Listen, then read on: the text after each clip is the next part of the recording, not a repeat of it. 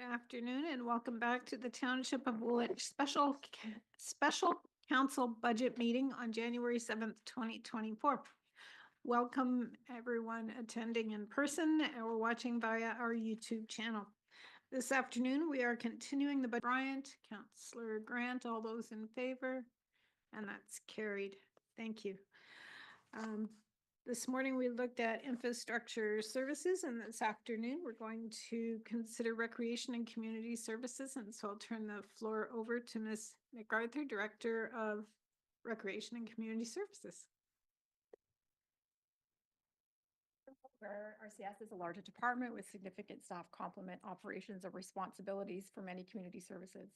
We provide a diverse range of services and facility community that efficiently serve both existing population and programs, services, and facilities that hope to attract and welcome new residents, industry, and businesses to establish roots in Woolwich. Our work is guided by the service levels established by council, the community strategic plan, and recently adopted master plan, as well as needs and service requests from our community. Our goal is to maintain sustainability and build capacity to ensure the delivery of services, programs, amenities, and provision of facilities in the long term to meet the needs of a growing community. With the significant anticipated population growth comes significant and high expectations for services and facilities, particularly in the southern part of the township. Partnerships, collaborations, and community are important to us and greatly assist the township with providing exceptional services that support healthy, active living, community well-being, and the great quality of life that we know in Woolwich. That also fosters social interaction and building a strong sense of belonging, which we all know is important to this council and this community. I feel like staff do a great job of adapting to trends, responding to requests from service and community needs, and work diligently to offset costs with revenues generated through registration fees, facility rentals, leases, partnerships, collaborations, and grant applications where possible. It is noteworthy, in my opinion, to highlight that many important community services that are delivered by this department don't necessarily generate revenue, but provide a direct benefit to our residents. And this makes us, and I'm not sure if I have this number right, if it's the 34th best community or 43rd, but anyway, it's up there. So these are all the things that contribute to that success. These services and amenities include amenities such as trails and libraries, environmental initiatives, parks, playgrounds, to name a few. Growth-related pressures continue to exist in RCS, no different than any other department. As the community continues to grow, the department will look to develop funding plans and help us prepare for new amenities and major facilities in Breslau area needed to support projected population growth to 50,000. The department is not proposing the addition of either full-time or frontline unionized staff in 2025 due to competing corporate priorities and current financial challenges, but highlight challenges continue to exist nonetheless. Noting the department has not seen an increase in frontline staff in 10 years, despite the addition of new facilities, parks, splash pads, 50 acres of parkland, and several kilometers of trail. It's also important to note that, however, working as part of a team and in consideration of all the budget pressures and resources needed to ensure financial sustainability, RCS certainly supports all the other departments in the 4 critical positions they've advanced this year. So we'll now move into a presentation, and staff will attempt to answer some of the council's questions as we move along, but feel free to stop us if you want some additional context or some clarification from Thomas and Marie, who are both joining us here today. If you feel it's beneficial, happy to stop as we move along the slides. I think I just want to take a quick moment before we refer to 2 issues that came up in ISs. One was about LED lighting. So in the past, I would say that we have been very successful in securing grants to probably change out all the lighting in the township and all of our facilities. Those grants through Save on Energy or Innova were really fluent at that time. They're not really available at this time, but we do look for any projects that we are advocating for through either operating or capital to find a grant source if possible. But there isn't any for lighting, but we have been successful in the past. And just as we move through, you will see that our actuals are lower than our budget, but I am further to some of the information that Colin and Jared, there are a lot of year-end transfers that have not occurred in our department that are significant. So things like the greening level transfer, 336,000, that hasn't taken place yet. It's a year-end, so that actual hasn't hit. The debenture, For the capital facilities is held within our department. So that's done quarterly, I think. It's a $260,000 debenture. Only 53,000 has hit the book so far. So that's where you'll see some of those numbers aren't quite there. So it's substantially under budget at this time. Did you want to add anything before we move on? This is our current org chart. Thomas, do you want to just explain a little bit about? Yeah, just a slight change to the operations side. So under the deputy director, similar to the operations area with roads and water, we have our unionized staff and lead hands reporting to our operations supervisor, who then reports to me. So I just have the three reports, being the environmental coordinator, the operations supervisor, and the project supervisor. Thank you. Ray, can you shift to the next slide, please? Are we taking questions?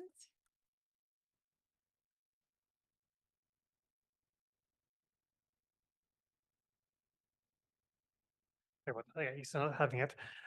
Just wondering, environmental coordinator under yourself, Thomas, what exactly is that again? So that position has morphed over the years, but right now their primary responsibilities are overseeing all of our trails, as well as staff support for some of our volunteer groups, so Clean Waterways, Trees for Woolwich, and the Township of Woolwich Environmental Enhancement Committee. Thanks, that helps out. Great, next slide, please.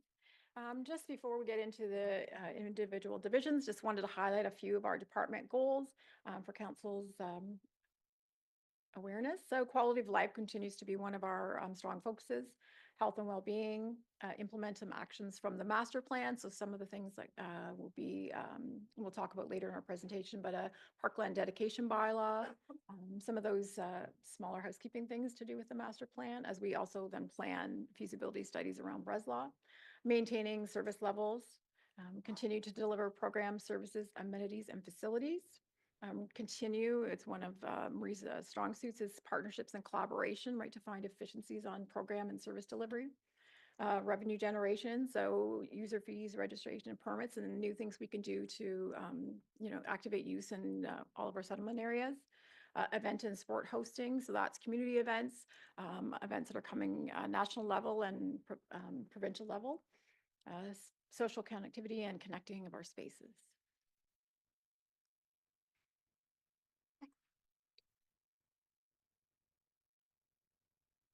So I'll start in terms of cemetery. It's governed by the BAO. The budget is status quo.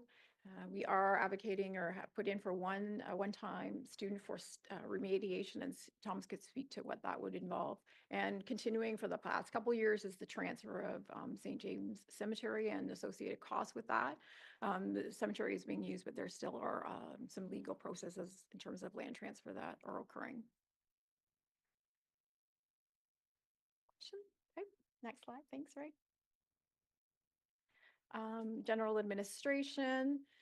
So this is where we capture the debenture repayment, the greening reserve, transfer all or majority of full-time staff, union, non-unionized, are captured here. There was some questions. I think in 2022, we used to spread the wages out over different divisions, but primarily they're captured in this area and have been zeroed out in other budget areas. And we can point that out if you when we get into specific divisions. It captures the fleet and fuel for all of the vehicles. Game day insurance, which is a service that we provide to people who take out permits, and then it's cost recovery.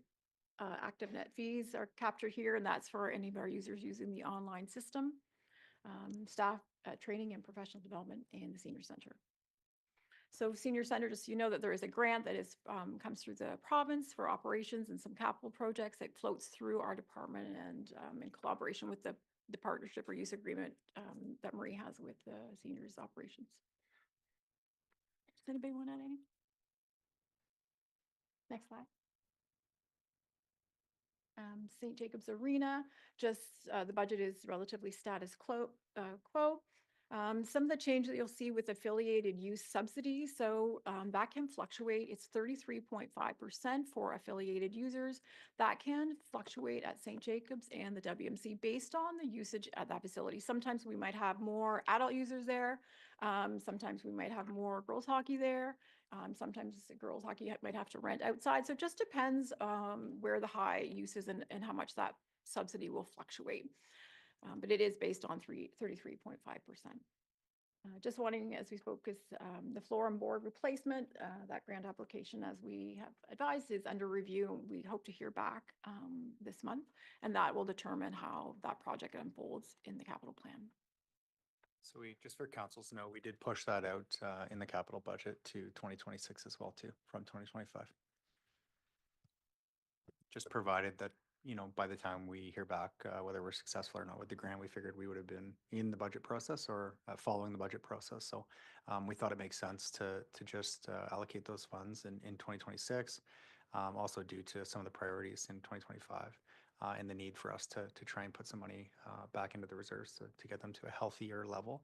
So the plan is 2026, and we also made that clear through the grant application as well too, that it would be a 2025 or 2026 project.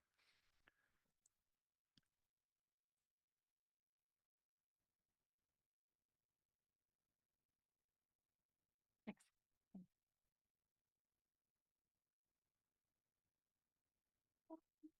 Woolwich Memorial Center. So really, this is, it is a Woolwich Memorial Center, but as you see, a lot of other activities, all the staff are centered out of this facility. So it does capture some costs and expenses and staffing that maybe aren't directly related to the WMC, but it's the easiest way with the existing accounting system for us to account. So all aquatics programs, fitness, ice rentals, and facilities rentals are primarily handled in this area. There's operations, facilities management, and project management staff are working out of here. And as you know, home to the senior center and the youth hub. Some of the highlights we noted, there will be some sport hosting in 2025.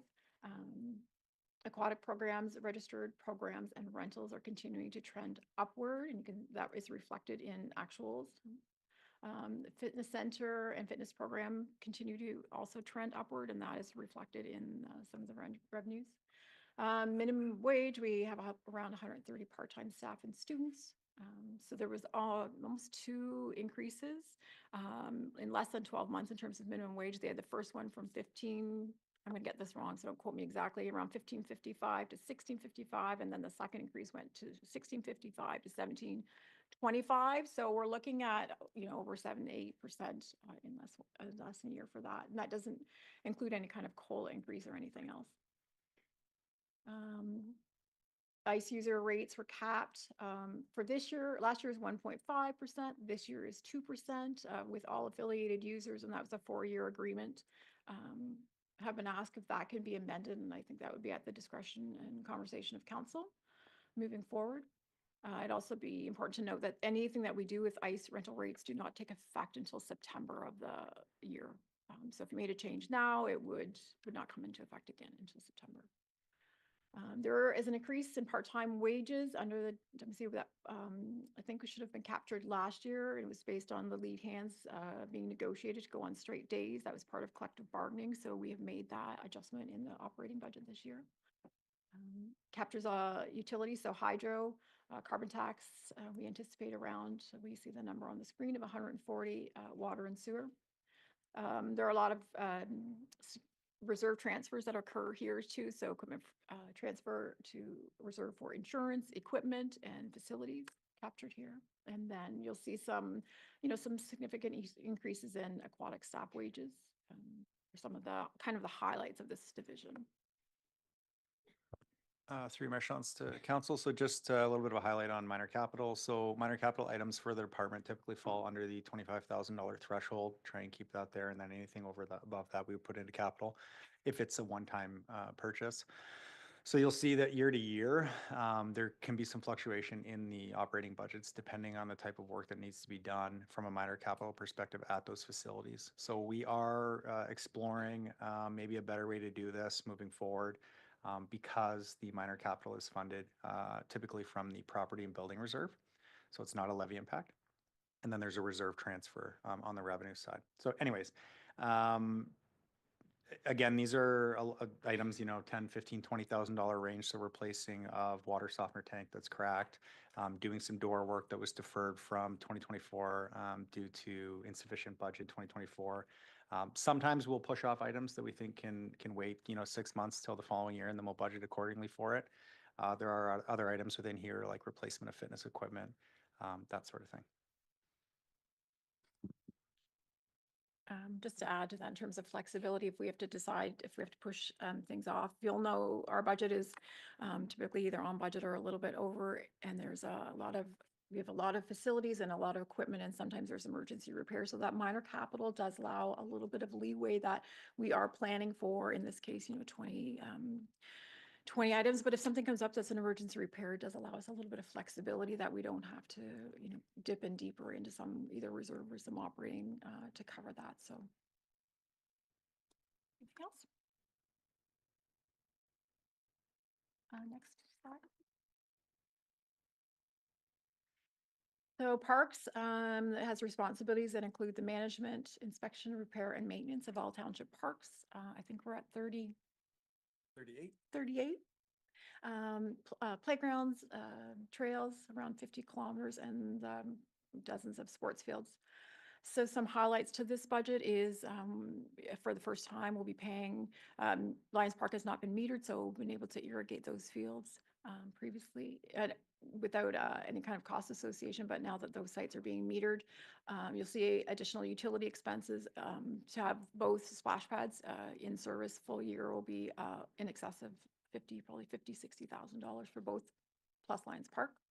We have recommended an initial student, and then I spoke about the parkland dedication bylaw that came out of the master plan, which we will work together with development services is where we can collect additional fees for park amenities. Currently we're collecting fees or cash in lieu or development parkland fees for subdivision developments, but this will allow us to collect fees for amenities for any kind of planning application through either consent or site plan process. So there will be additional fees generated to help the cost of new amenities. And then this area also covers the environmental initiatives. So the support work with Tweak and Trees for Woolwich, the tree giveaway, a tree planting, and trail maintenance work. When you look at and Thomas can speak more intimately about it, but Tweak and Trees for Woolwich do have an established budget, but I'll tell you, they can generate donations like none others. So you'll see that the revenue coming in for them might have been budgeted at, I don't know, 20, and it's at 50, or it's probably higher. And so they spend, once they get all those donations, it will change their work plan. So they're not overspending. We're not contributing any more to their initiatives, but it's all based on the funding and donations that they receive. And over the holidays, I mean, I got one email, someone donated $10,000 to Trees for Woolwich over the Christmas holidays. But I'll tell you, I've never seen anything like it. It's almost weekly that someone is donating funds to those programs. So it's really wonderful. Next slide, please. This is a small budget community program, but important. It's the delivery, some of the community events for community or Canada Day, Family Day, and it's an area that we do some volunteer recognition and recruitment. Part of the community strategic plan and some work that we know we need to do is to continue to support volunteers in terms of training and attracting and recruiting and rewarding all of the efforts that they do, because they do a lot of work for Woolwich, and we're very fortunate, and we need to maintain that to be successful.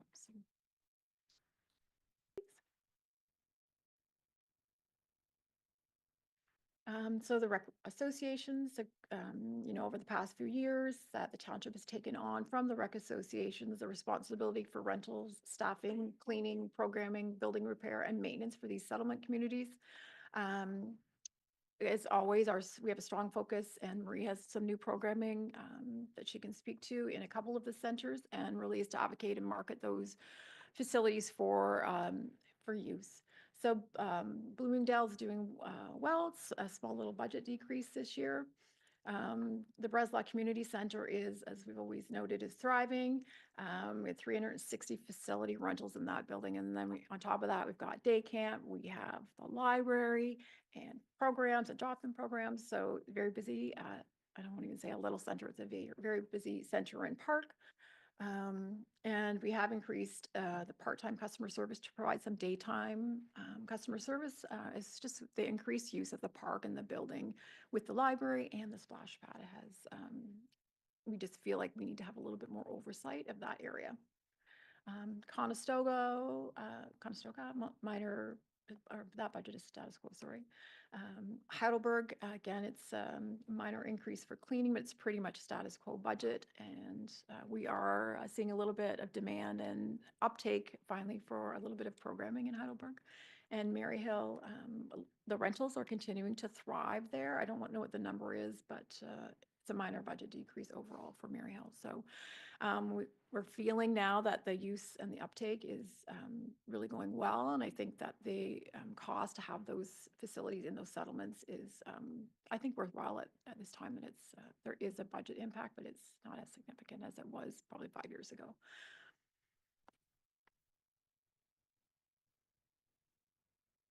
Oh, sorry, next slide. Pardon me. Day camps. So this is another great success story. Marie's done a really great job in building this. Budget is status quo. There is an increase to wages for minimum wage, and we are looking to add additional staff in 2025, and that's based on demand. The camp sells out in I'm not sure how many days, but very quickly. So we're looking to increase the offering and some of the sports for some of the campers that we have. New that was approved with the fees and charges this year is a non-resident fee for program registrations. And that's just a way to, kind of protect spaces for community to access those services. So, Marie, do you want to add anything? No? Next slide, please. Libraries, wanted to let the community and council know that the Bloomingdale branch, Thomas is working with the libraries from the region to continue that branch in 2025. And there is a minor budget decrease. I would note that after, 27 years, been trying to get an agreement on who does what in terms of utility costs and blah, blah. So as you know, the township is responsible for bricks and mortars of those buildings and then shared costs for utilities. And then the region is responsible for operating and minor capital. Yeah, with the new agreement, the region's responsible for the majority of all operating. So really, for the most part, this budget is an in and an out. The expense for the Bloomingdale church lease is in there, but again, we're reimbursed by the region. Winter maintenance is in there, reimbursed by the region. The only expense that's in there that's a hit to the township is for minor capital items. So I think we have a roof replacement on there, some of the a few other small items. Thank you. So other facilities division, some highlights. So this is 3 facilities that we lease out to either a nonprofit or for-profit business. So 22 Mockingbird, which is now a lovely daycare center. It's a partnership with nonprofit. Calora is the business that is in the St. Jacobs Fire Hall.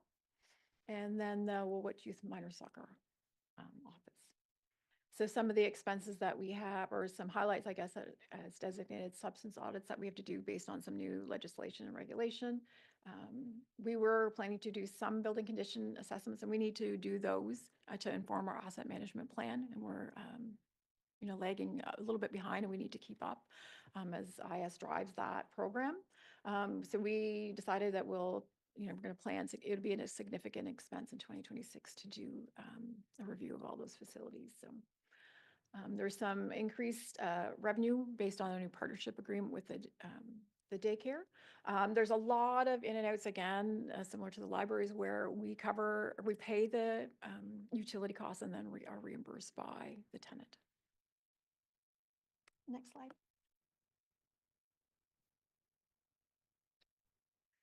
So maybe I'll start here, Thomas, and you can, or if you want to talk about reduction, you can take it over.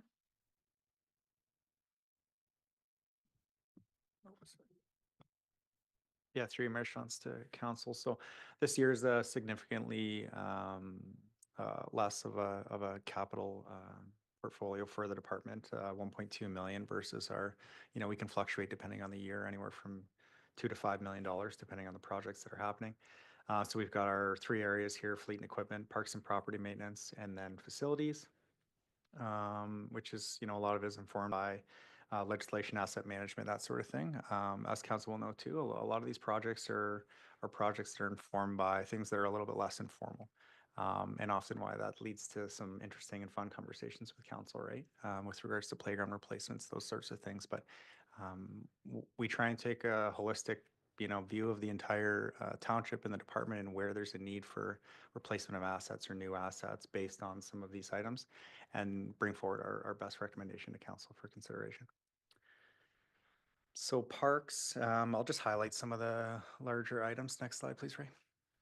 Hazard tree removal. So we do roughly $20,000 in hazard tree removal, purely reactive through our operating budget. We do have some work that we need to do in the woodlot that's a bit overdue at Gibson Park. We have done some woodlot management work in the past through partnerships with both the region and lumber mills. Unfortunately, this site wasn't one that was a great candidate for someone to take it on and actually generate a revenue for it, and in turn make it a revenue generation for us as well too. So this is an expense that we need to take on.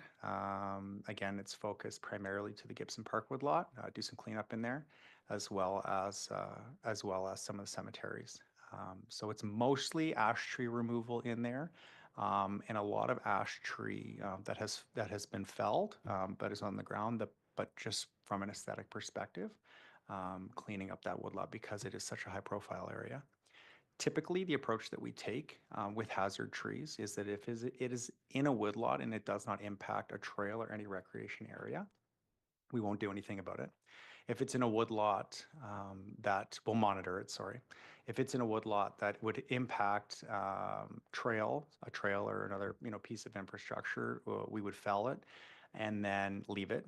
And then depending on the circumstances, we will remove the lumber as well too. So that was done in the woodlot and Whippoorwill and some others as well too, if those woodlots are heavily used. Heidelberg Park redesign. So this park is we've been pushing this project off for a few years now, hoping to get some direction from the Parks and Recreation Master Plan. We put in a new playground there a few years ago now.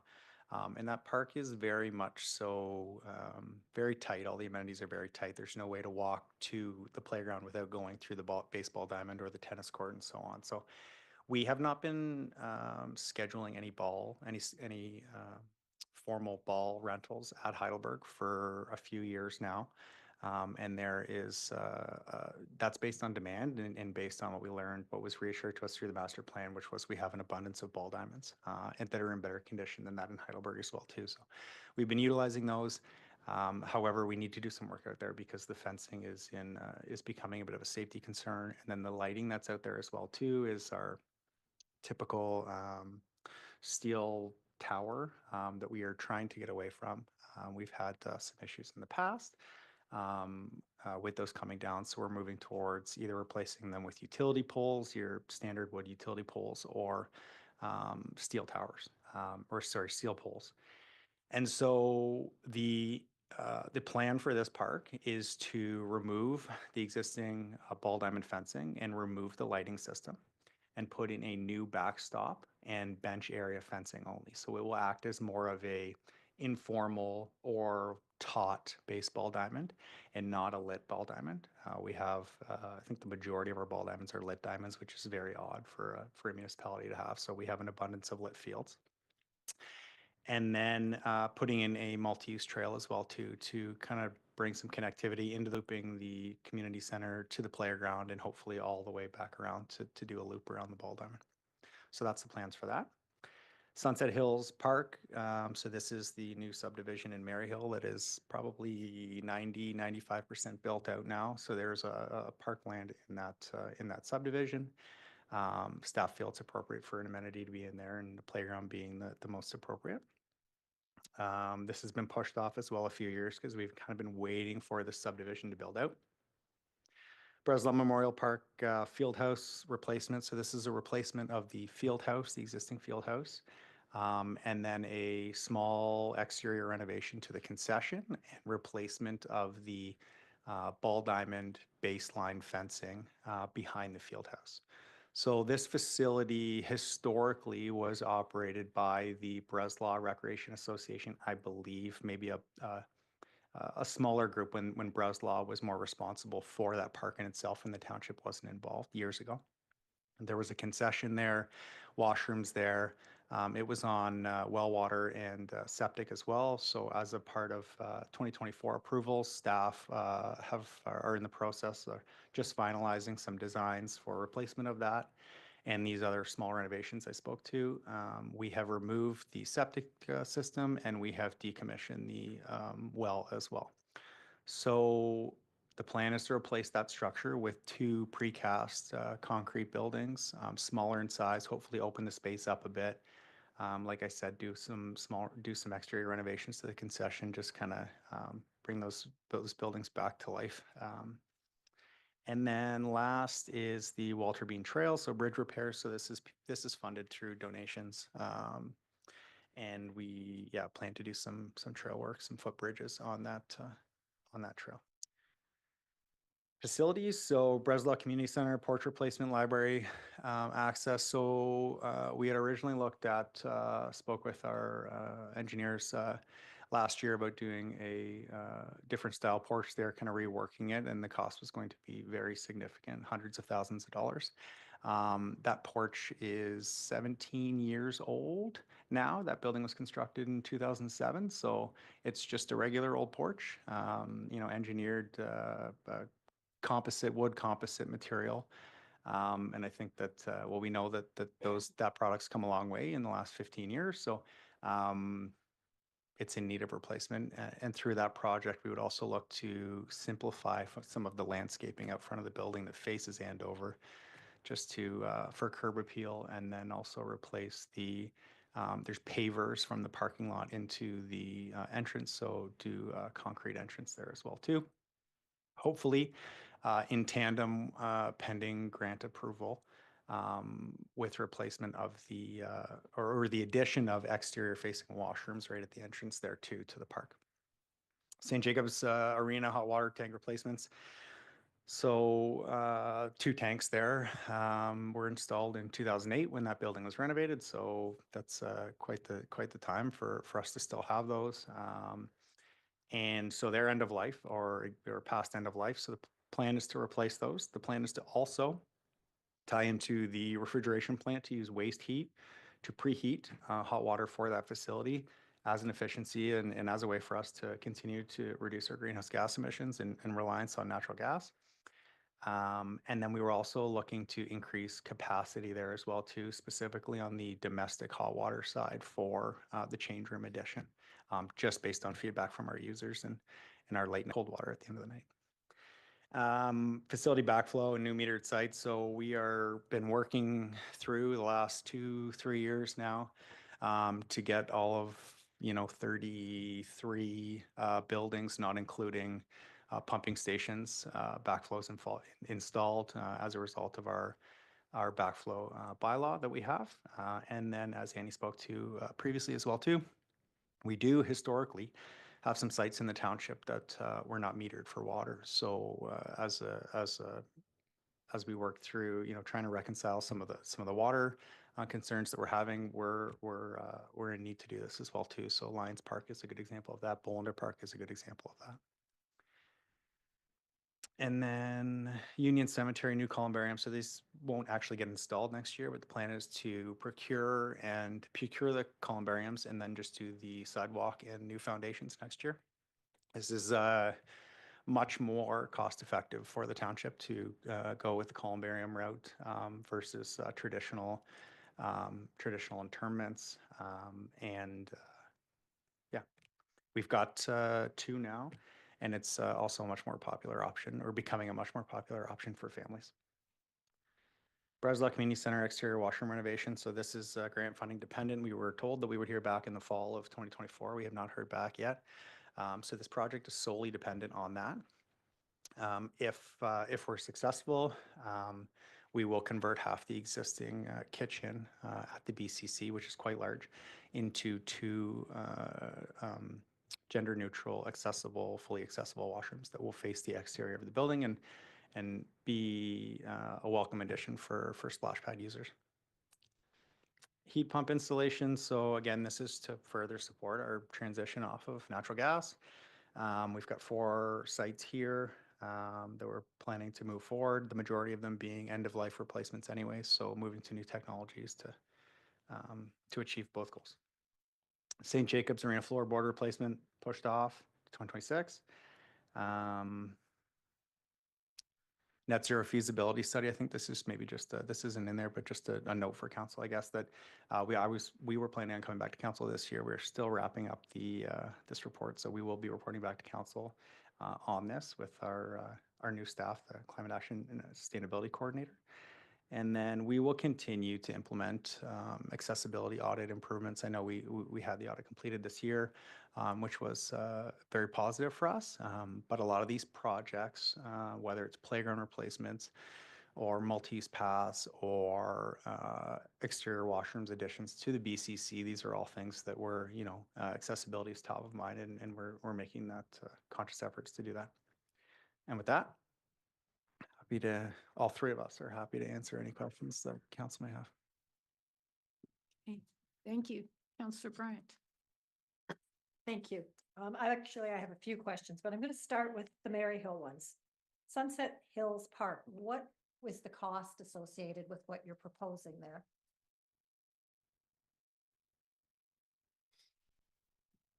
I believe it's 120. Okay. Yes, it's $120,000 that's in there, and I believe so 114,000 of that is funded through development charges, with Okay. the remaining 6 from CCBF or Canada Community Building Fund.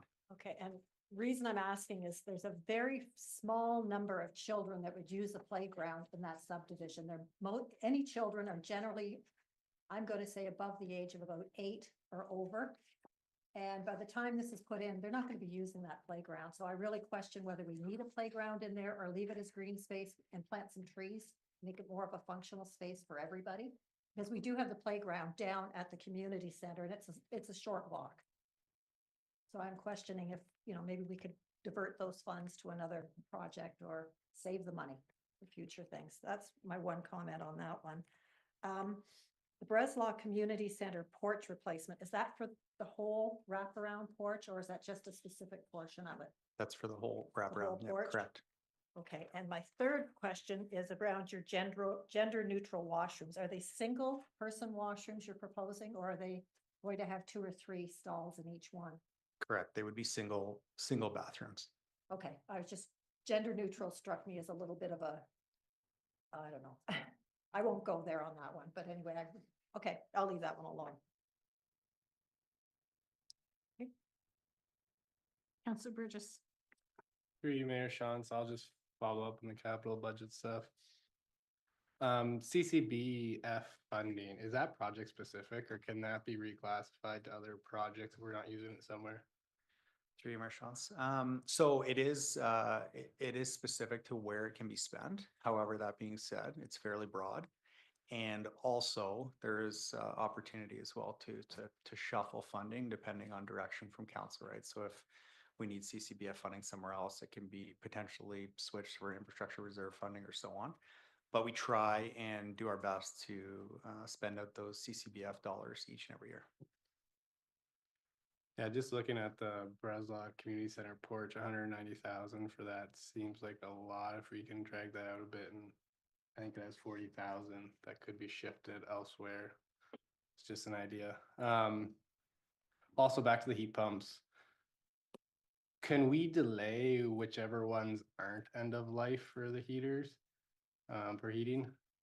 Or are we getting like a bulk discount doing all 4 or 5 of them all at once? So what we have proposed is Conestoga Fire Station, Elmira Fire Station, St. Jacobs Fire Station, and St. Jacobs Library. All of those are end or very near end of life, except for Conestoga Fire Station. Okay. So I could potentially, pending council's direction,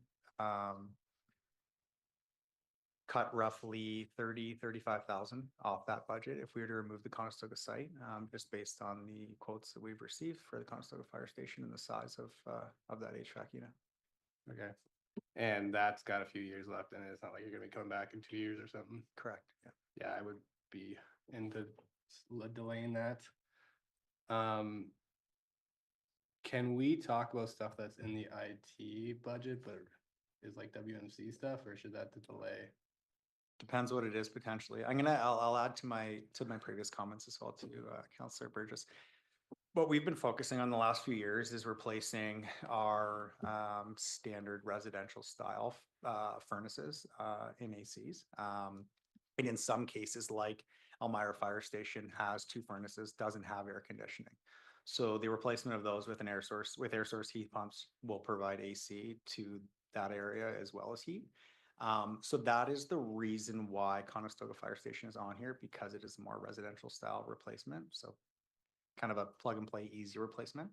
However, in the last year, since last budget, there are now rooftop units, which is what you see on all of our commercial industrial sized buildings. This building's a good example. You know, you have five or six rooftop units. There now is a heat pump replacement that has natural gas backup, which is what we've been waiting for. So no need to reconfigure your hydro to the building. A lot of the original ones had a heat pump with electric heat backup. They've now got them heat pump with natural gas backup, which is wonderful for a news story for us, because now when we go to do rooftop replacements, it's a no-brainer. There is a bit of an upcharge, but that's what we are looking to do at the Elmira Fire Station. There's 2 rooftop units there, so they'll get replaced with heat pumps. That's Anyways. good to hear. Then to your next question. Can I just interject Yeah, on that one? yeah. Does Conestoga have AC? Conestoga put in a split duct little AC unit last year for the office area. So the furnace heats the bays as well too. So if we were to put an air source heat pump in there, it would need to be a very large unit. So that's why that facility cost is so expensive. All right, and then the audio system and TVs at WMC. Yeah, so my understanding is that IT is looking to do, we've been a little deficient on our maintenance of our audio audio system at the Welsh Memorial Center. So IT has taken this on to do schedule a preventative maintenance each year, once a year, have someone come in and do an assessment of the system, do some tweaking, that sort of thing. And then also looking to replace some, some amplifiers, is that right? Jeff, some amplifiers next year as well too. But that said, Jeff or Mr. Girth will be able to speak more to that probably when they're presenting. Yeah, for sure. Thank you. Then one last one here.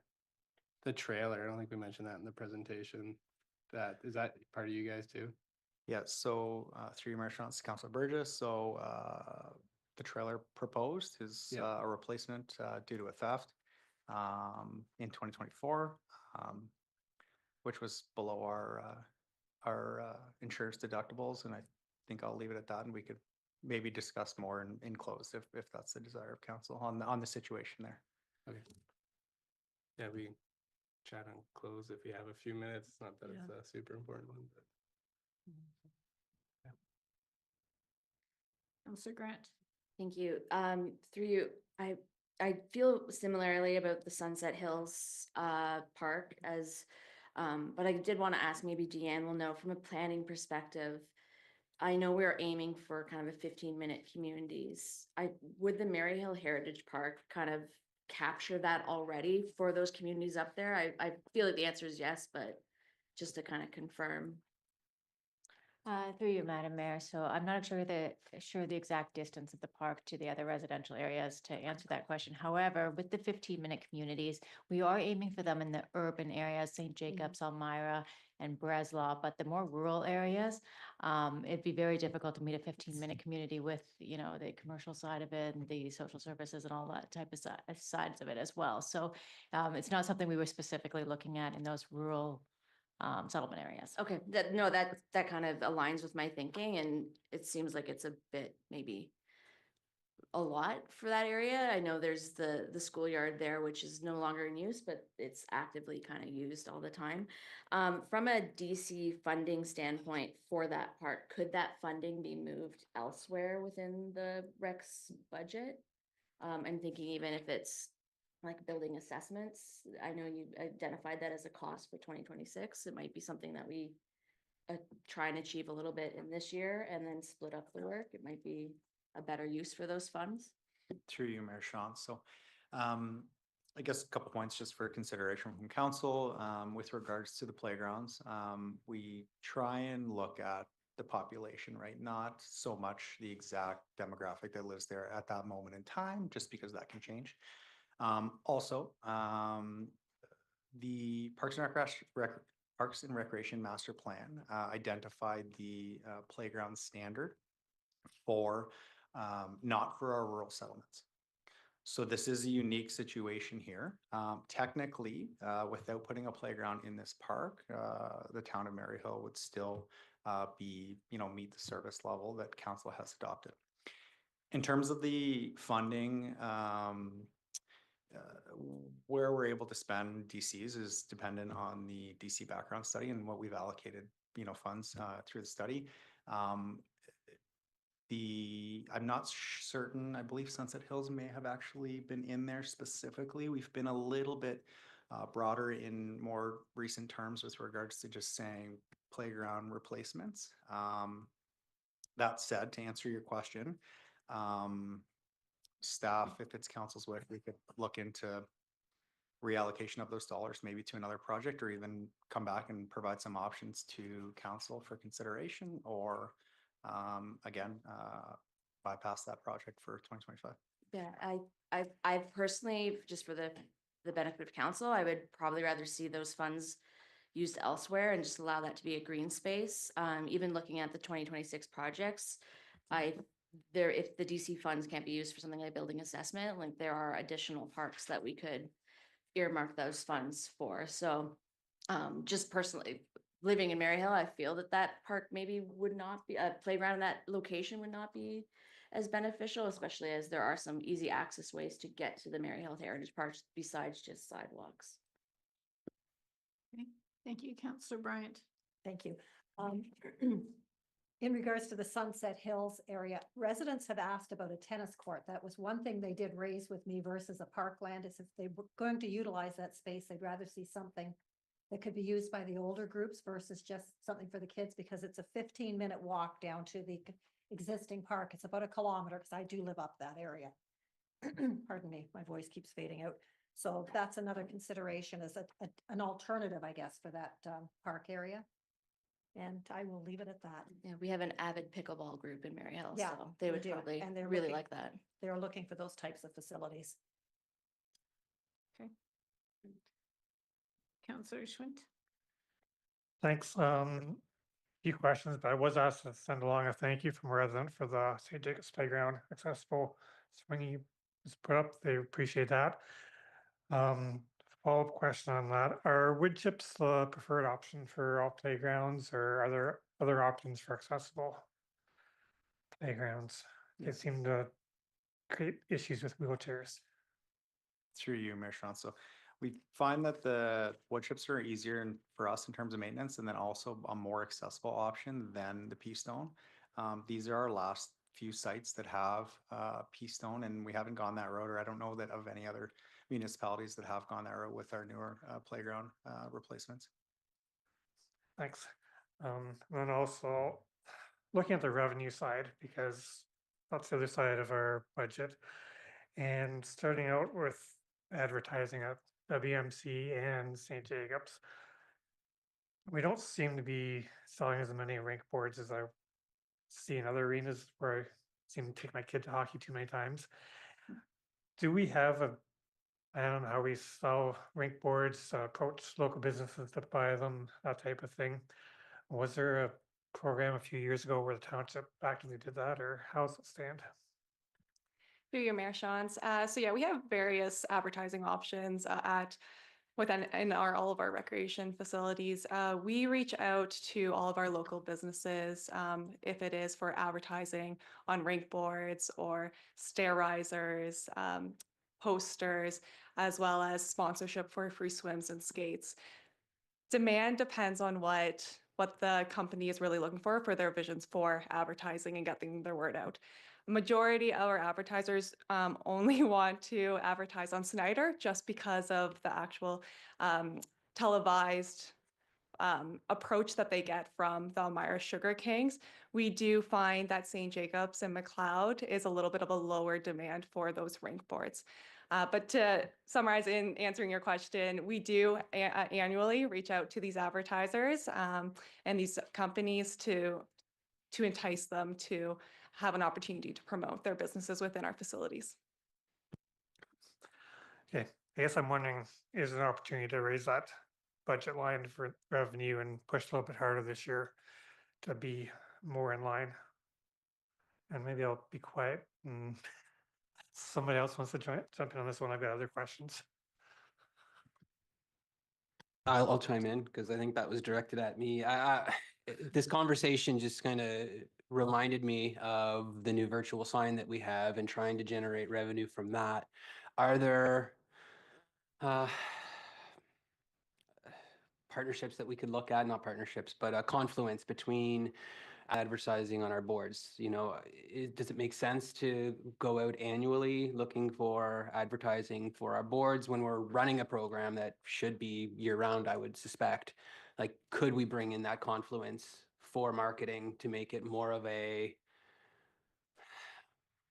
concerted effort, I guess, is where I was going with that. And sorry for kind of interjecting there. Oh, Sorry, I'm gonna let Rayanna speak to that if she Uh, put her light on, so. Through you, Mayor Shantz, to Councillor Cadeau. I have had discussions with RCS staff about doing some sort of joint advertising program between recreation advertising and that new municipal digital sign. The hope is we're going to get the municipal digital sign program launched and running, and then potentially add things in the future that can complement both. Maybe it's joint pricing, things like that, that maybe will pull the two programs together. Where does that come together? Like, is that, would that be you pulling it together, or where would that land? Currently, it would be within my position that would pull that together down the road with the assistance of RCS staff. Kayla, Councillor Grant. Yeah, I have a kind of congruent question about ice boards, but it's more about ice rental fees and the capping. What is the current, I'm gonna just admit that I have no idea how much it costs to rent ice fees, and what is it comparable to other arenas in the area? Not just within the region, but even South Wellington. Maria, is that you? Through you, Mayor Shantz. Just to give council a bit of a sight of how much percentage-wise each municipality goes up annually. Right now, Township of Wilmot, City of Waterloo, and City of Kitchener go up 4% annually each year. So City of Waterloo and City of Kitchener already have those proposed 4-year fees of charges approved, but that is their 4% increase each time. Right now, sitting with our ice fees to rent the ice, we are lower. Depending on what municipality you're looking at, we are lower than Township of Wilmot would be our closest comparator.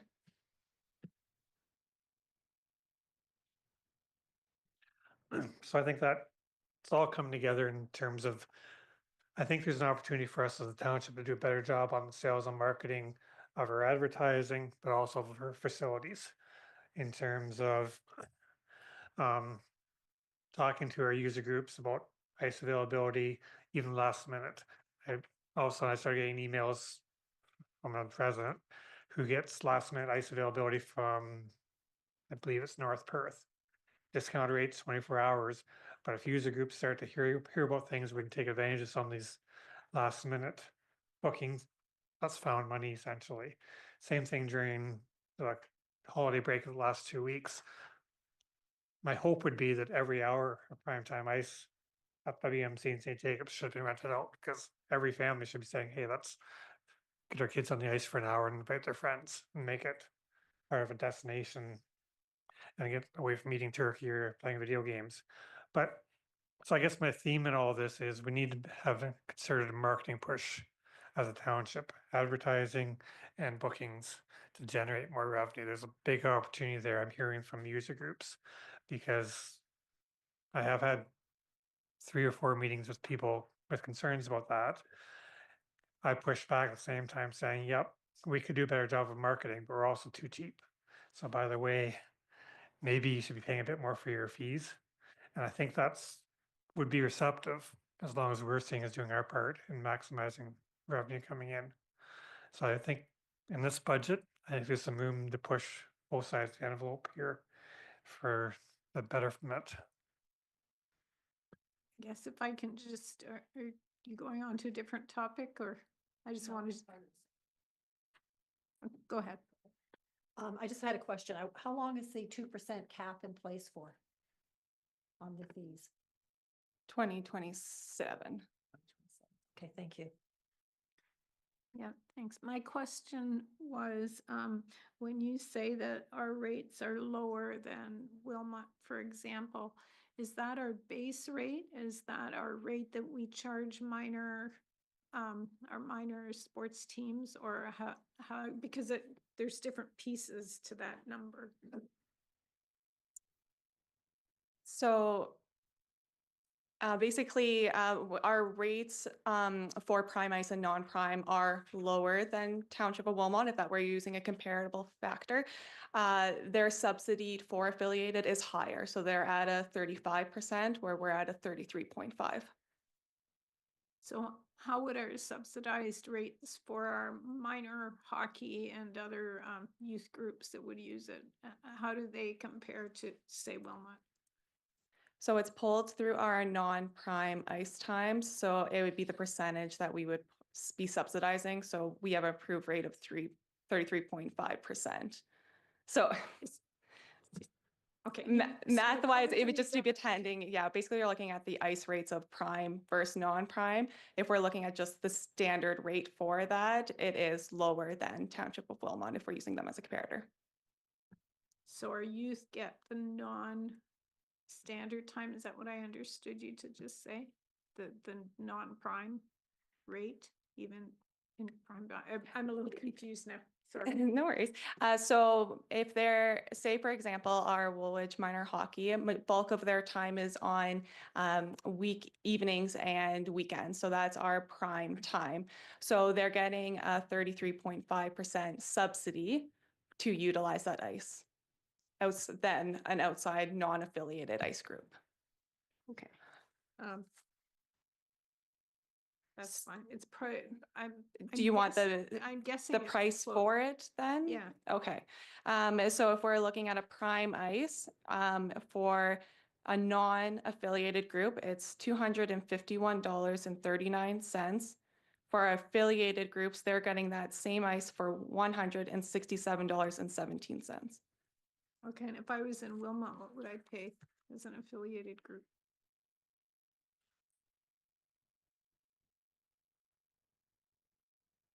I would have to pull up their bylaw, their fees and charges. Just give me a moment. Through you, Okay, Madam but Mayor. probably- and Council, I- while we're I'm waiting for getting- that, I yeah. just wanted to point out when, you look at comparative rates as well. Some of these townships have been going up 4% per year, over 4 years is 16%. So we had 1%, 1.5%, 2%. So we're falling, significantly behind progressively over that period of time. So, we do compare all of the municipalities, and there's a big spreadsheet compare across the province, but we're, probably at least 10% behind some of our comparators. Yeah, that's fair. And I probably don't need to know the exact quantum. I think especially for our affiliated groups, we should be comparable. But I think that we could, for another council meeting or just via email, is send out the 4 township Sure. rates. Yeah, And that's give an fine. idea to Yeah, see, yeah, if it's I $1 or don't need to get down $5, to right? And if you some- want to do something and make a change. Okay. Councillor Bryant. Thank you. Just a general question. Do we have the ability to change that 2% increase that's put in place? Is that set in stone, or is that something we can change as a council to allow us to increase our rates? Yeah, I know we did a lot of discussions with our groups a few years ago, Ms. MacArthur. Yeah, I think it'd be through council to make a decision. I think you would have to pass a resolution, and then at least it would give staff time to give them, 6 months notice, right, before they set the registration fees that, they'll probably have to absorb that increase, but it allows a significant or sufficient time to provide an update. But we want to be careful. We want to support groups, but we also want to be careful that we're not putting too much on non-users on the rate, right? So 6 months, I'm sure it's not what they want to hear, but I think they'll probably understand the position based on comparatives. They set their rates when? It's been a long time. Would they be setting their rates in April or May for the next year? You think? Yeah, I think they'd be setting them fairly soon. So, yeah. Councillor Cadeau. Thank you, through you, Mayor. Wondering about the carbon tax of $140,000. Is that mainly from natural gas? And are there any strategies that we can employ to try to reduce that number? I know that the Woolwich Memorial Center, for instance, has a device that burns natural gas. Could you explain the arrangement that we have around that? My understanding is it was a part of a grant or something, and I may be wrong on that. I'm just trying to do the cost benefit analysis of maintaining that type of infrastructure when we're gonna see carbon tax increases. Through your Mayor Shantz to Councillor Cadeau. So yes, the carbon tax is primarily through natural gas, and that's for all the facilities, that number. So we are at all other facilities except for the Woolwich Memorial Center at the moment. We are actively trying to reduce our reliance on natural gas or propane burning. We have a couple propane burning facilities left by moving to heat pumps. And we're putting a dent in the majority of our smaller community centers, fire stations, that sort of thing. But those, in comparison to the Woolwich Memorial Center, I know the WMC accounts for the vast majority of our natural gas consumption across the entirety of the township facilities. That partnership was implemented in 2019 with Grand River Energy, which is, I think, like a subsidy of Innova that works with large utility users. And at the time, the intent was to work with biggest users throughout Waterloo region to try and reduce our reliance actually on the grid. And that's why this project was implemented. There were some efficiencies for sure at the time with it's not just a straight natural gas burning generator that provides electricity to the facility. It also provides all that waste heat to the building. So there's less reliance on our boiler system, heating of the building, heating of domestic hot water, that sort of thing. So it's, so yeah, that partnership with GRE, I believe, was 25-year partnership.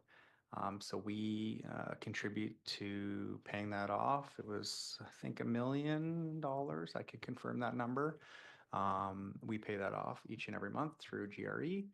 We also have a service level arrangement with the supplier of that generator, that combined heat and power generator. They service it monthly. At the moment, it is still financially beneficial.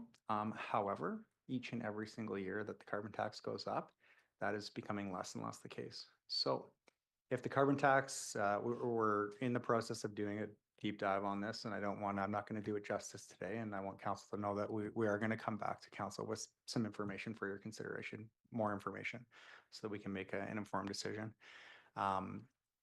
But if the carbon tax continues to increase year over year, I think we've got a year to 2 years left before it's not financially a benefit anymore.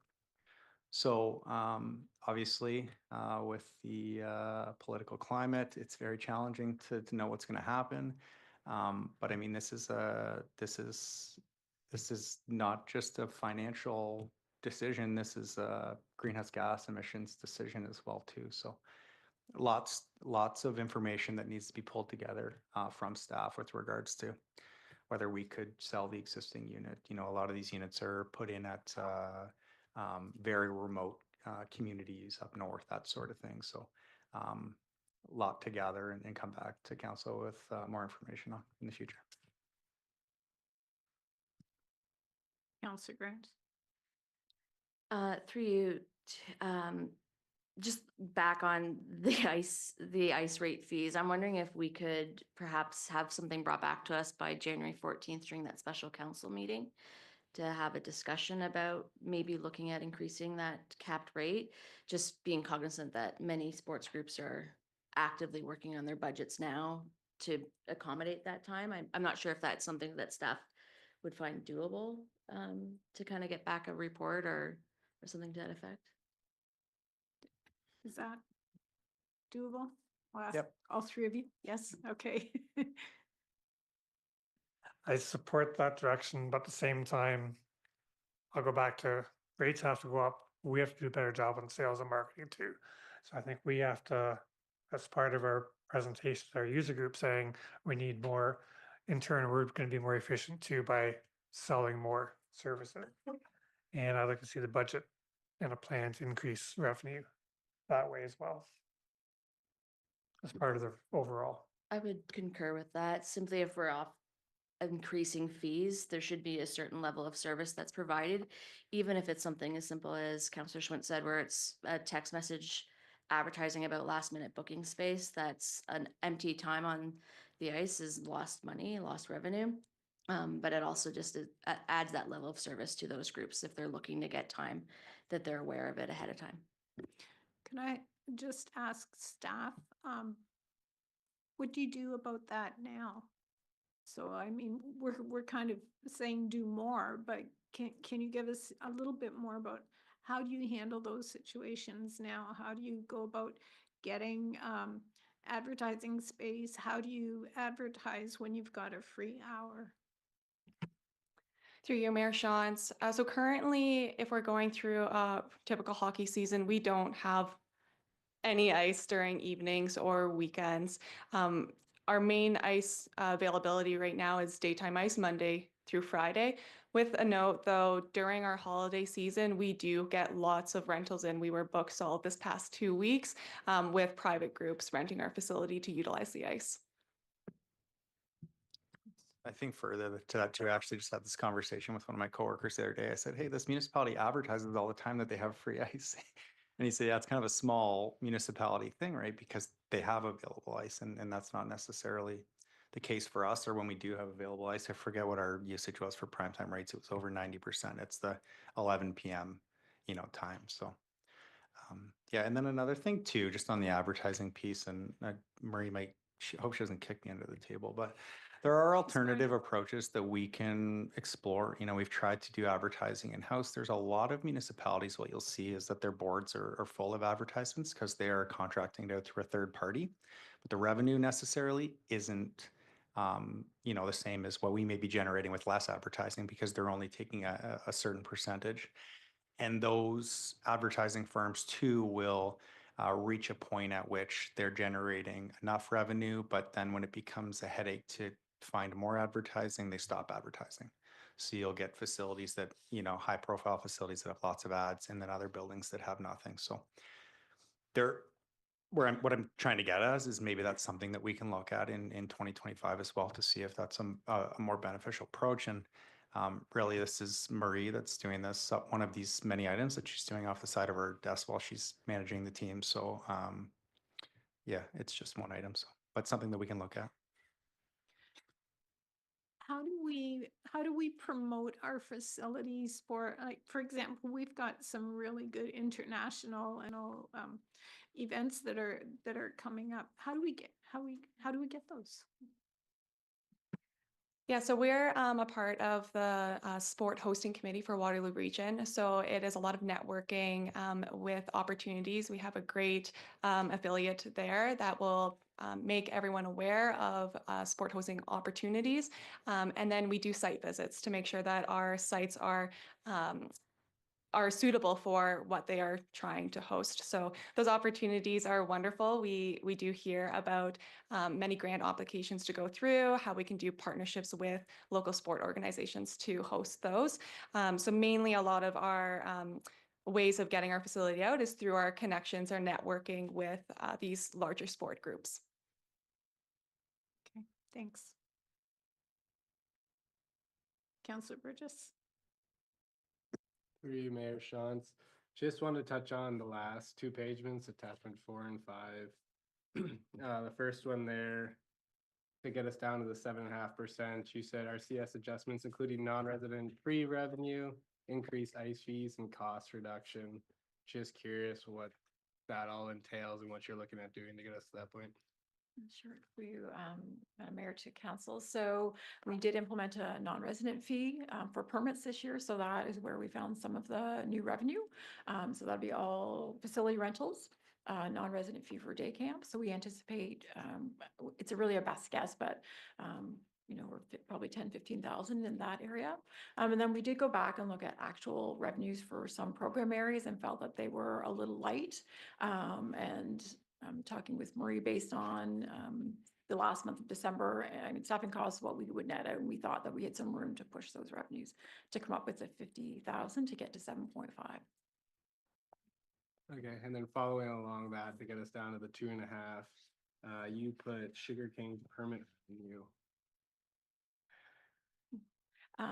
Yeah, so want to be, we have not discussed this with the groups, but right now currently we charge one group to use one of the concession spaces, and that is not consistent for the upper concession, and we want to explore that as an option if council directs us to take that route. And those rates for any use at the WMC from concession or office space is based on a per square footage or Okay. rate per square foot. And if I can follow up also on that page, recreation facility reduction, asbestos, building mortgage contracts. What's that entail? Yeah, so in the other building, we have $40,000 in there to do building condition assessments and designated substance audits, so that we're required to do under the ministry. So we're just going to reduce some of the building condition and some of that work to try to find some savings. Again, if that's council's direction, to try to reduce that to get down to 2.5. And sorry, that was audits or actually contracts? No, like- so those are just audits that are required to have Okay. in place. So if there's a facility that's been identified with asbestos, there has to be a plan in place. That does not cover the work for removal. So that would, any work to remove any kind of substance would be done prior to renovation. So this is just the audits that we have to do in each building that contains some kind of substance. And they're expensive, maybe $3,000 a building to do. But we can delay them, but no issue. You or- cannot delay the Okay. DSA audits. That is something that the Ministry of Labor is looking to ensure are in place for facilities. We have for some buildings, but we do not have them in place for all buildings.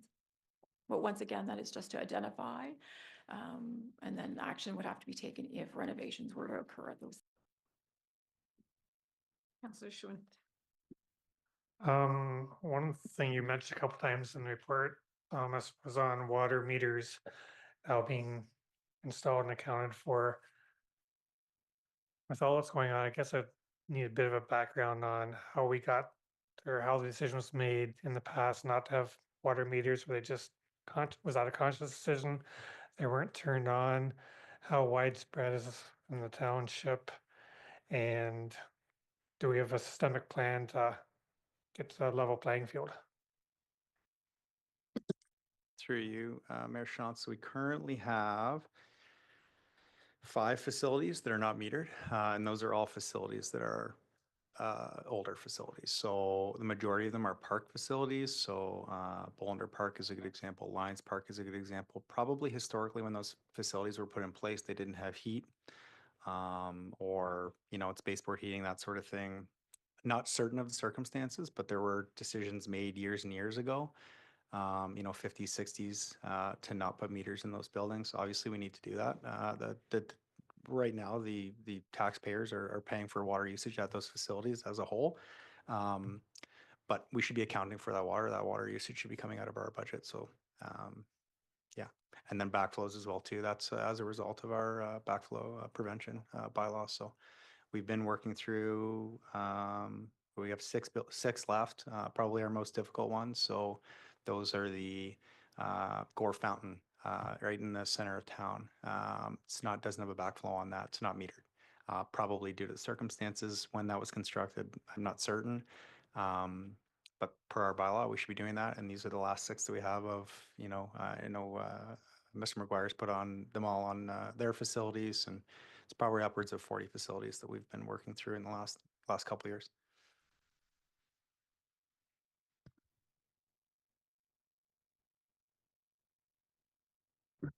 Thank you. Through you, Mayor Shantz. This might be a tough one here, getting into this. Some of us on council are always more sticklers on hiring full-time staff, but we never really talk about part-time staff. I know in your department, that's a large part of it.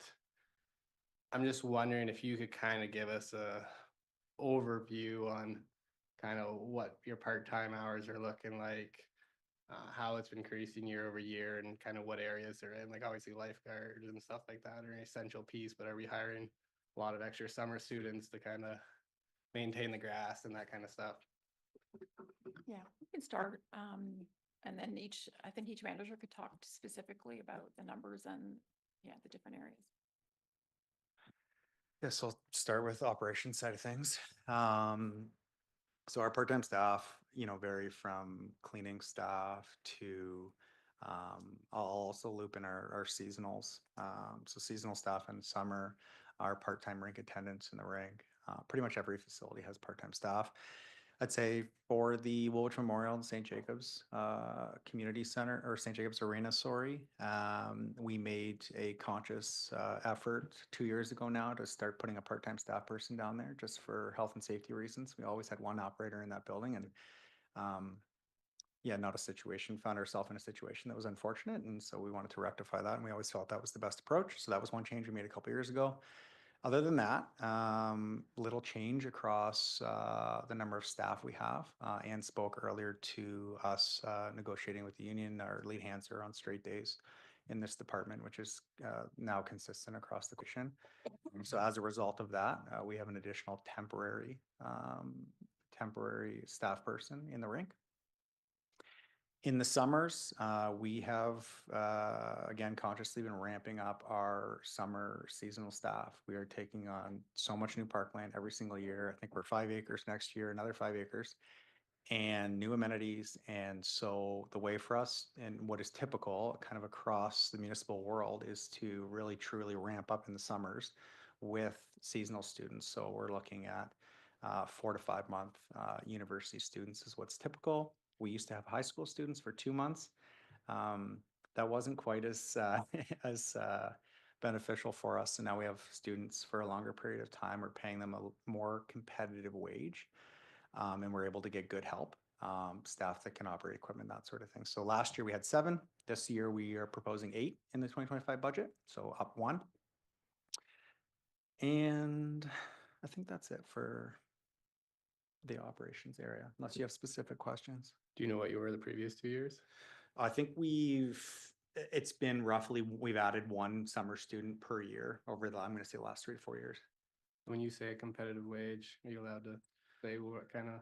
Yeah, I think it's low or consistent across the corporation, and I think it's low 20s in that range. 21 rings a bell. Marie, did you want to speak to the other program side? And then Councillor Kiddo. Through you, Mayor Shantz.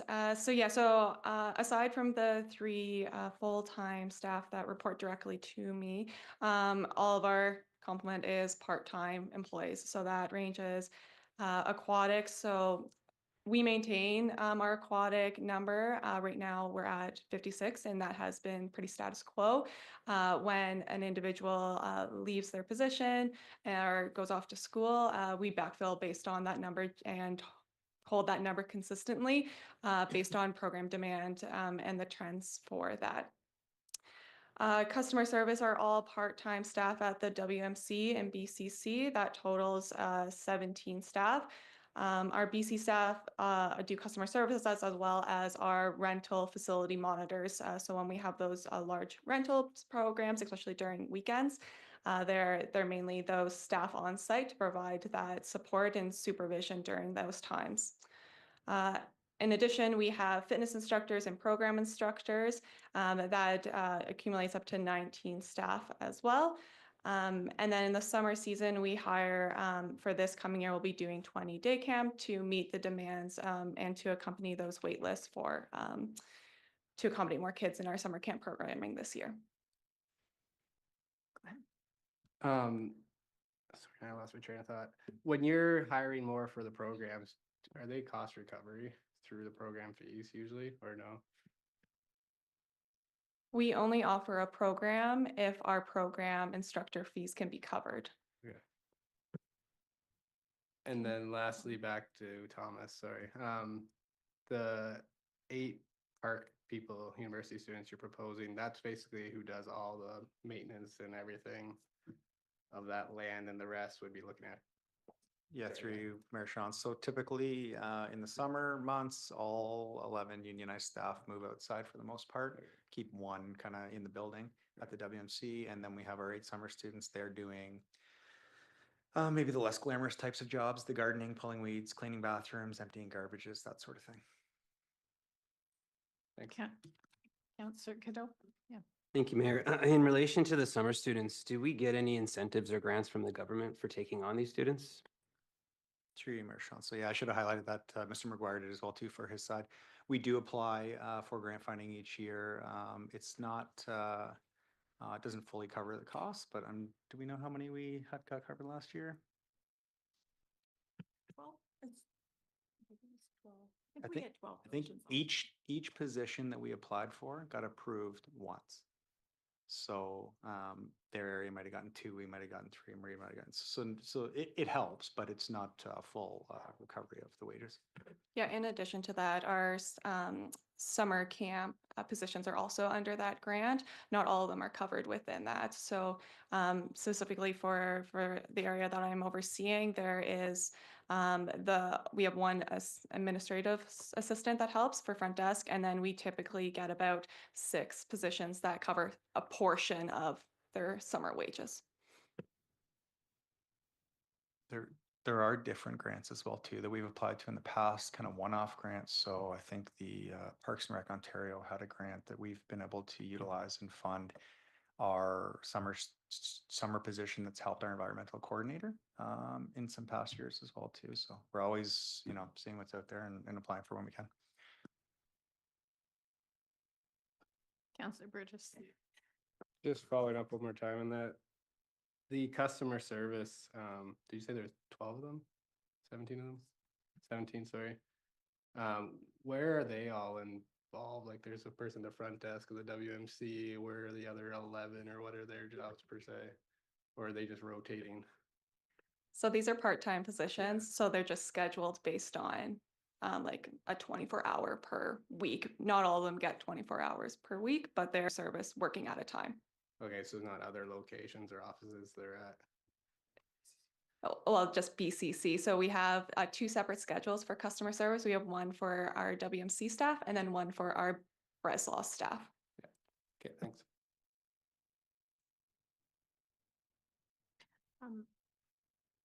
I have a question about use of funds, and so you talked about using heat pumps. Some of the initiatives that you talked about were really being environmentally conscious.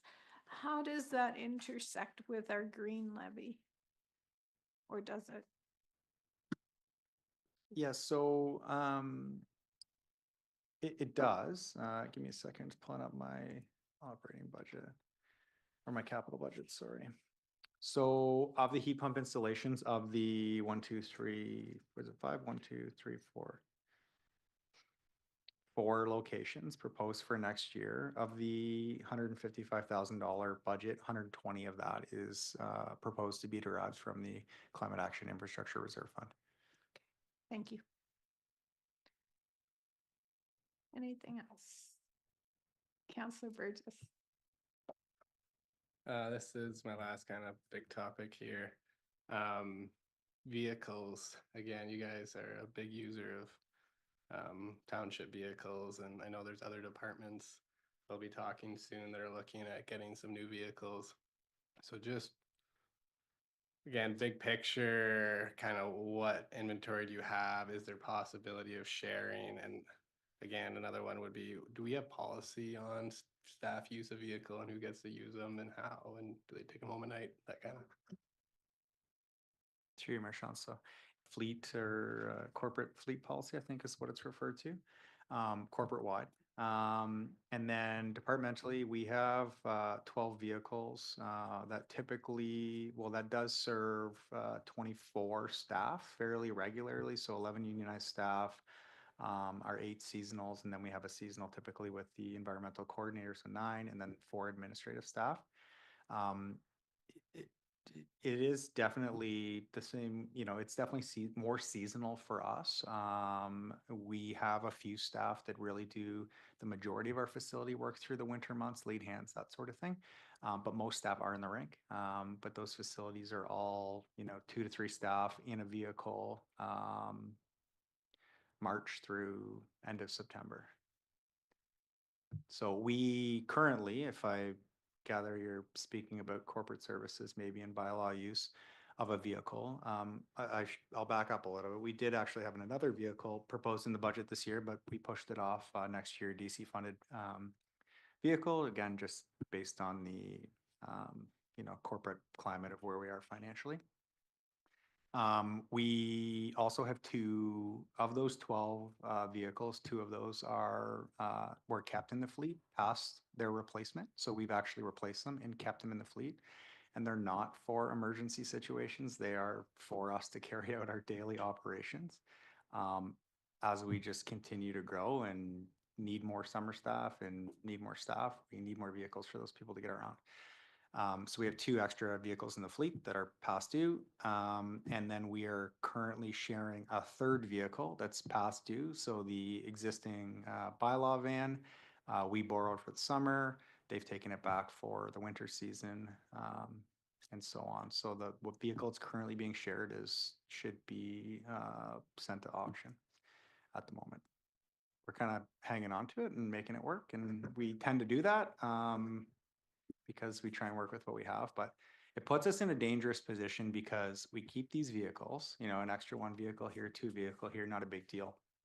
We keep those vehicles, we have more staff, they use those vehicles, and then that becomes the norm, right? So when we actually have to go get rid of those 2 extra vehicles, it's like we technically just lost 2 vehicles and it's made our, you know, operations a little bit more difficult. So we try and not do that.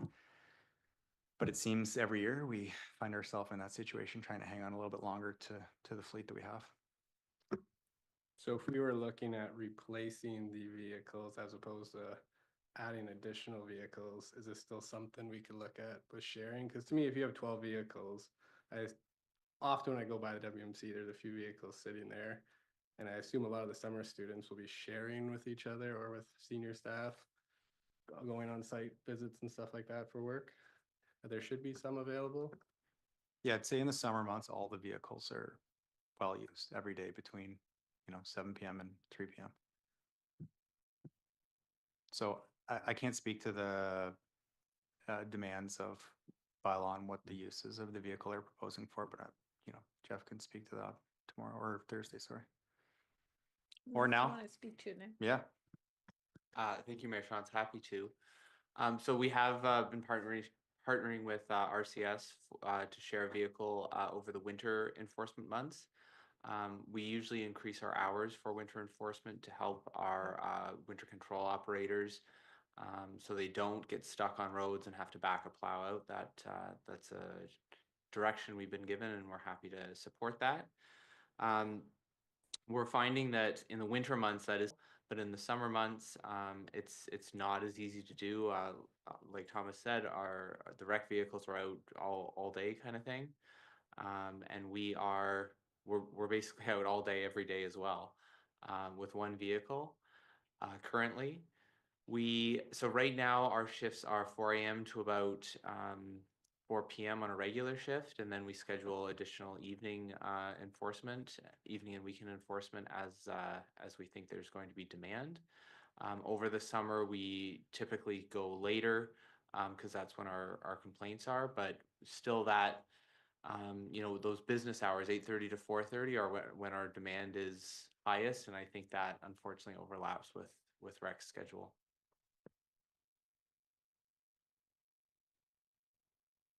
Anyone else? Okay. Thank you. Is there any, do you have any direction for staff at this point or anything else? Specifically for rec staff, and then we'll go back over the others. No. Okay. Councillor Bryant? Thank you.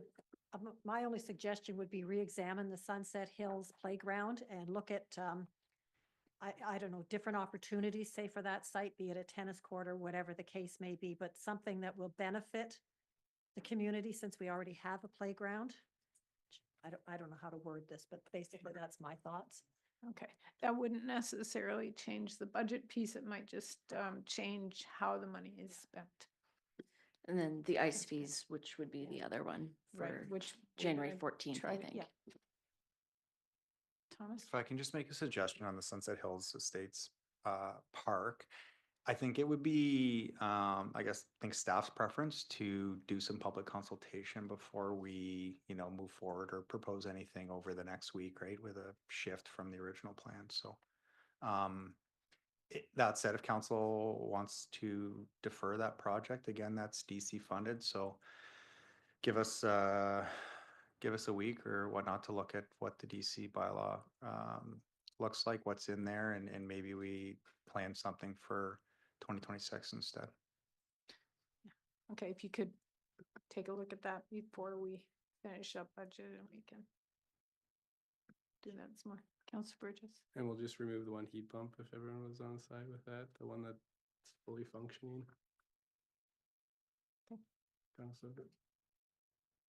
So with that direction, if that's the direction of council, I would propose that of that project, 155, 120 was from the Climate Action Infrastructure Reserve Fund, with the remaining 35 from the Infrastructure Reserve Fund. So we would just remove that 35,000 from the Infrastructure Reserve Fund and keep it at 120. I don't see anyone complaining about that, so that sounds good. It is almost 3:20. I think we were hoping to end around 4. So couple of options we can summarize and end now, or we can let Jeff move and speak to the council budget, which is our budget. There was a closed matter. Thank you. Maybe we should just go into closed and deal with that. Is there anything else we need to deal with in open before we do that? Yeah, thank you, Mayor Sean. So I would suggest holding closed to the very end so that we have, we finish all the open piece. We pass a resolution to go into closed, and then the meeting ends after the closed session. So we wouldn't be coming back into open. I know your executive officer, Ms. Bauman, is ready to review the list the parking lot list that she's been keeping for you. And then we could go into closed if there's nothing else. Okay, why don't we do that? Yeah, sorry, or did you, yeah. Ms. Bauman, are you ready? Okay. You have 7 items on that are in the parking lot for staff to look at and bring information back. The first one is Councillor Schwint asked that consideration be given to having fire equipment transition to a separate fire equipment reserve fund due to its size. Councillor Schwint also requested that end dates be associated with our debt to give it a clearer picture of when it will be eliminated. Mayor Shantz requested that a future discussion occur that will address future budget processes and what they will look like. Specifically, the council provides an earlier and clearer direction for staff, not only for the 2026 budget, but future budgets as well. Councillor Schwint requested that council be kept informed on the downloading of services from the region to the township, which is to include the downloading of funding. Mayor Shantz requested that when the water and wastewater budget report comes before council, she would like it to address how we got into the position that we're in and what do we need to do to get to the bottom of the deficit increasing. Councillor Schwint requested that Director Poupé work with Director Lynn to look into paying off the debenture for the hot mix resurfacing debt and allocating it to an appropriate reserve fund, and to report back their findings during this budget deliberation. And then finally, Councillor Grant requested with the support of council that staff bring a report before them on January the 14th to provide option for ICE user fees. That is all. Okay, Kim. Did you have the park? No, I didn't, but that one Yeah, was just more. well, that was on the list. That was the one, you can correct me if I'm wrong, Councillor Bryant, that you did not want them, you wanted them to look at options for other uses for the park. But I think we're looking at that's an exercise that would be done in 2025 for 2026, just due to timing. Yeah, Right? I think it was deferring, and then what you'd be doing is looking at the DC options of. Public consultation, that sort of Yeah. thing. Yeah. Is there anything else or further clarification on those? Okay. Is there anything else specific that, from our discussion today that you want to direct staff or have, more information on? I'm just giving you another opportunity to think from today's discussion. Or if you've got something that you know you want for the next discussion, if staff can get that information, that would be helpful. Councillor Bryant. Okay, for the next discussion, and Colm is already aware of this, is arrears, where we stand with arrears, when they're due, how many are close to sale proceedings, any information on tax arrears, basically. Okay. Thank you. Is there anything else for future discussions that you want to bring up today so staff can have a heads up on it? No? Okay. I think then we're ready to go into closed.